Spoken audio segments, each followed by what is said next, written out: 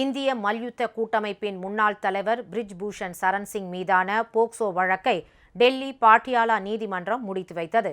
கடந்த 2023இல் இந்திய மல்யுத்த கூட்டமைப்பின் முன்னாள் தலைவர் மற்றும் பாஜக முன்னாள் நாடாளுமன்ற உறுப்பினருமான பிரிஜ் பூஷன் சரண் சிங் மீது 6 மல்யுத்த வீராங்கனைகள் மற்றும் ஒரு மைனர் வீராங்கனை ஆகியோர் பாலியல் துன்புறுத்தல் புகார் அளித்தனர். இது தொடர்பாக நடவடிக்கை எடுக்கப்படாததால் மல்யுத்த வீராங்கனைகள் மற்றும் வீரர்கள் போராட்டத்தில் ஈடுபட்டனர். தொடர்ந்து இது தொடர்பான வழக்கை விசாரித்த நீதிமன்றம் பிரிஜ் பூஷன் சரண் சிங் மீது வழக்கு பதிவு செய்ய ஆணையிட்டது. இதையடுத்து டெல்லி காவல்துறையினர் பிரிஜ் பூஷன் மீது 2 வழக்குகள் பதிவு செய்தனர். அதில் ஒன்று போக்சோ சட்டத்தின் கீழ் பதிவு செய்யப்பட்டிருந்தது, மற்றொன்று பாலியல் குற்றச்சாட்டு வழக்கு.